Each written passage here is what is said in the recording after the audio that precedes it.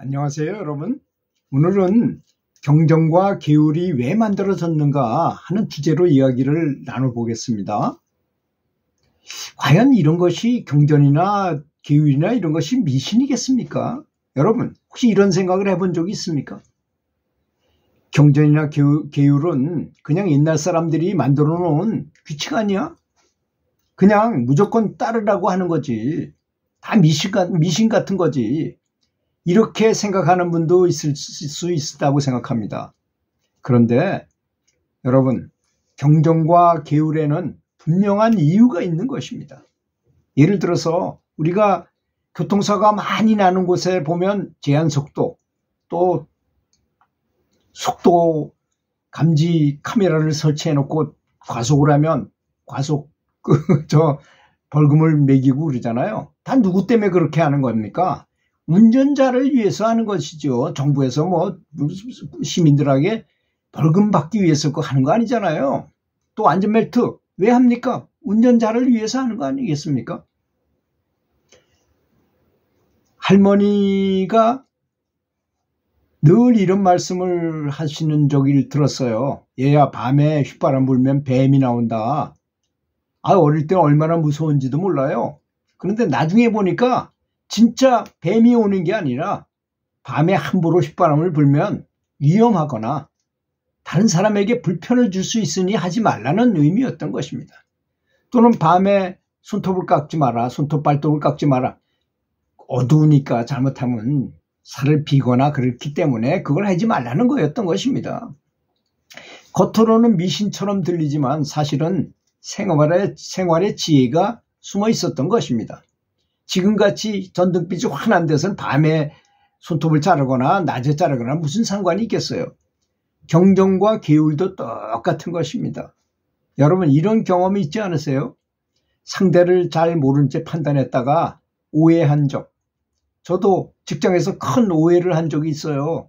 동료가 일을 제대로 안 하는 것 같아가지고 속으로 그 친구 참 게으르구나 이렇게 생각했는데, 알고 보니 그 친구는 밤마다 아픈 아내를 간호하느라고 잠도 제대로 못 자고 늘 피곤했던 것입니다.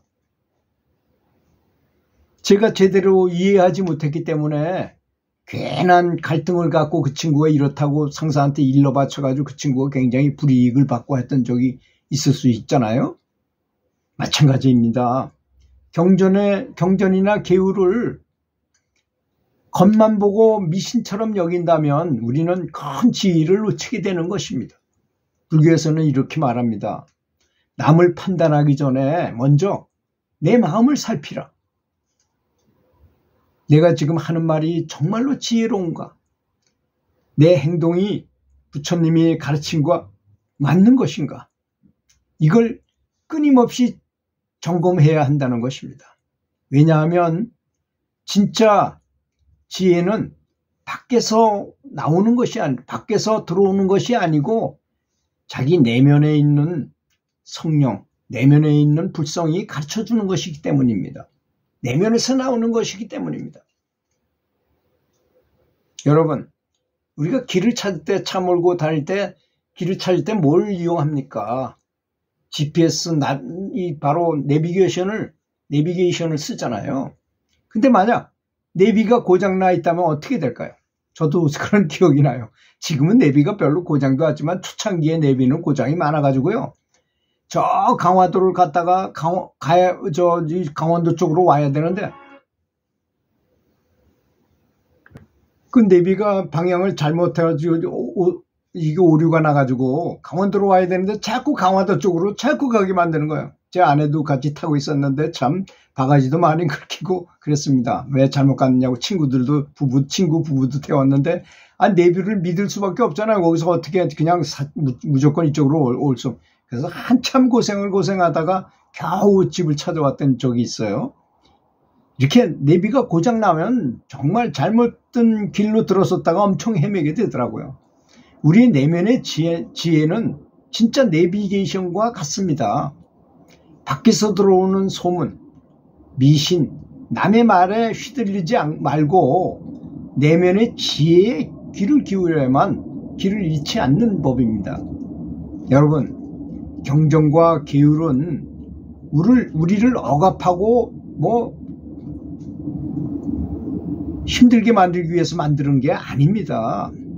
넘어지지 않도록, 우리가 방황하지 않도록 그렇게 세워진 이정표와 같은 내비게이션과 같은 것입니다. 그러니까 다음에 경전의 말씀을 접할 때는 이게 진짜 무슨 의미일까 하고 마음을 열고 자세히 살펴보라는 것입니다. 그러면 미신이 아니라 여러분 내면의 지혜가 깨어나는 순간을 직접 경험하게 될 것입니다. 오늘은 이렇게 경전과 계율에 숨겨진 의미에 대해 이야기를 나눠보았습니다. 경전과 계율은 부처님께서 제자들에게 본인이 깨달음을 얻으셨잖아요. 부처가 됐습니다. 사람들이 그 부처님 전에는 아라한과 얻은 스승들은 많이 있었다 그래요. 그래서 부처님께서도 6분의 스승님을 모시고 공부를 하시는 거예요. 그런데 부처님도 아라한과를 얻고 보니 그거보다 더 높은 경지가 있는 것 같은 느낌이 드신 거예요.